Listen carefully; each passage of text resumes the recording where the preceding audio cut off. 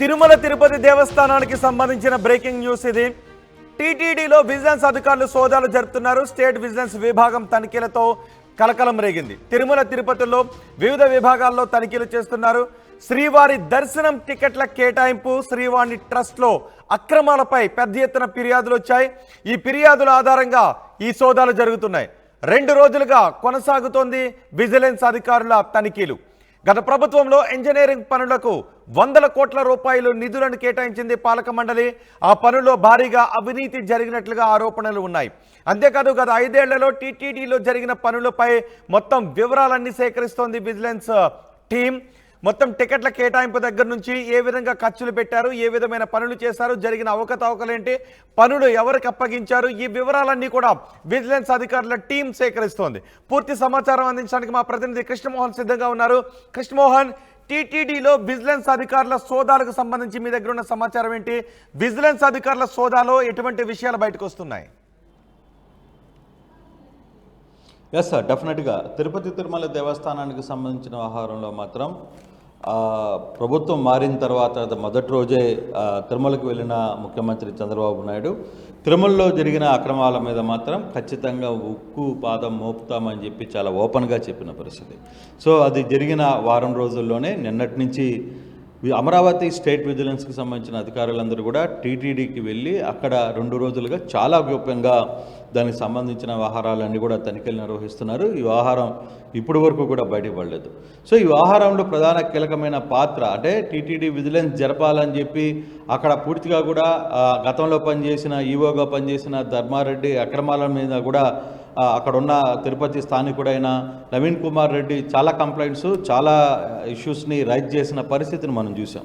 So ఆయన ఇష్యూస్ని కూడా rise చేశారు. ఆయనకున్న కొంత సమాచారాన్ని కూడా విజిలెన్స్కి, ముఖ్యమంత్రి కార్యాలయానికి, వీటన్నిటికీ ఆయన పంపించిన నేపథ్యంలో సో 2 రోజుల నుంచి చాలా సైలెంట్గా ఈ విజిలెన్స్ రైడ్స్ అయితే జరుగుతున్నాయి.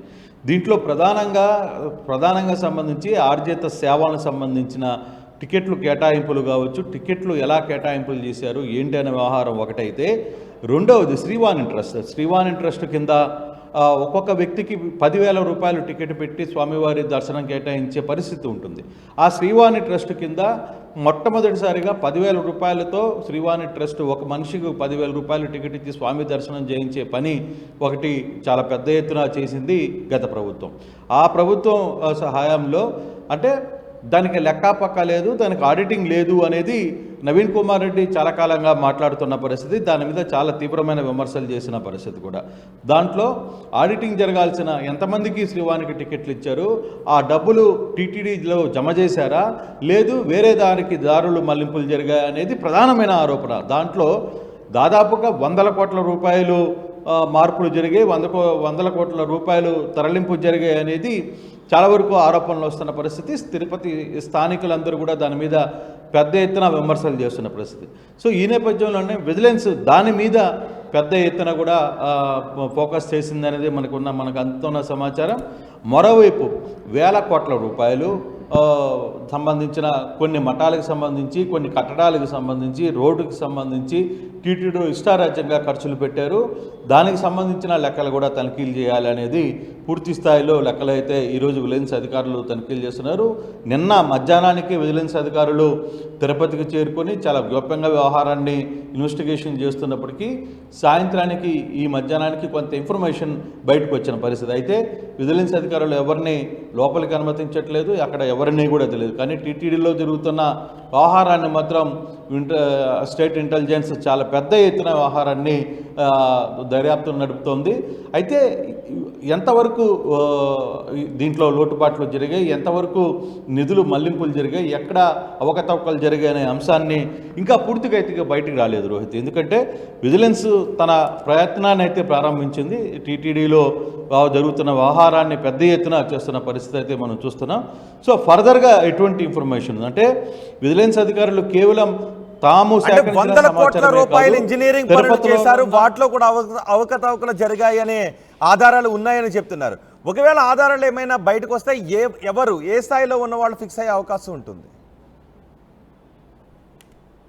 చూడాలి. అంటే టీటీడీ పూర్తిగా కూడా అక్కడ ఈవో కంట్రోల్లోనే నడిచింది. గతంలో ఈవో పాలన మీదనే వ్యవహారం అంతా కూడా నడిచింది. ఈవో ధర్మారెడ్డి ఆదేశాల మేరకే ఈ వ్యవహారం అంతా జరిగినట్టుగానే ఆలోచిస్తున్నారు. ఎందుకంటే అక్కడ టీటీడీ సెల్ఫ్ బోర్డు ఇది కాబట్టి అక్కడ కంప్లీట్గా ఈవో ఏమి చెప్తే అదే రాజ్యం వెళ్ళింది. అంటే ఈవో ఫైనల్గా వ్యవహరించారు, తాను చెప్పిందే శాసనంగా వ్యవహరించారు. సో ఆ యాంగిల్నే చాలామంది ప్రస్తావన తీసుకుని వస్తున్న పరిస్థితి.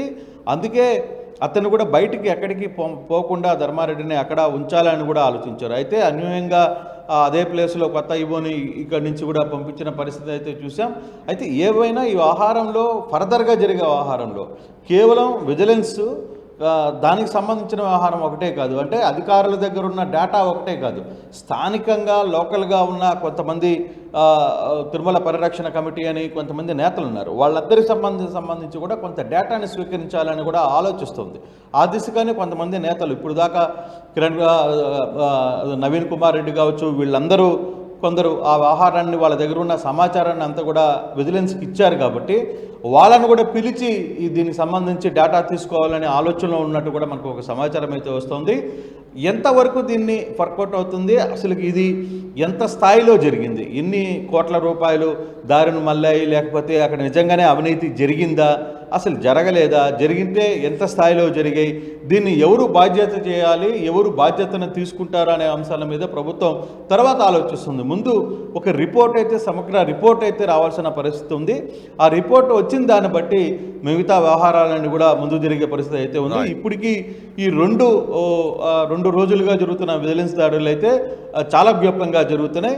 ఇప్పుడు వ్యవహారం బయటకు వచ్చింది కాబట్టి చాలామంది అక్రమార్కుల్లో మాత్రం గుబులు పరిగెత్తున్న పరిస్థితి అయితే కనబడుతుంది. రోహిత్. రైట్ కృష్ణమోహన్, టీటీడీలో విజిలెన్స్ అధికారుల సోదాలు కొనసాగుతున్నాయి. 2 రోజుల నుంచి సోదాలు కొనసాగుతున్నాయి. స్టేట్ విజిలెన్స్ విభాగం తనిఖీలతో టీటీడీలో ఒకసారిగా కలకలం రేగింది. తిరుమల తిరుపతిలోని వివిధ విభాగాలలో తనిఖీలు జరుగుతున్నాయి. శ్రీవారి దర్శనం టికెట్ల కేటాయింపు, శ్రీవాణి ట్రస్ట్లో అక్రమాలపై ఫిర్యాదుల ఆధారంగా సోదాలు చేస్తున్నారు. 2 రోజులుగా విజిలెన్స్ అధికారులు తనిఖీలు చేస్తున్నారు. గత ప్రభుత్వంలో ఇంజనీరింగ్ పనులకు 100 కోట్ల రూపాయల నిధులను కేటాయించింది పాలక మండలి. ఆ పనుల్లో భారీగా అవినీతి జరిగినట్లుగా ఆరోపణలు ఉన్నాయి. గత 5 ఏళ్లలో టీటీడీలో జరిగిన పనులపై వివరాలు సేకరిస్తోంది విజిలెన్స్ అధికారుల టీం.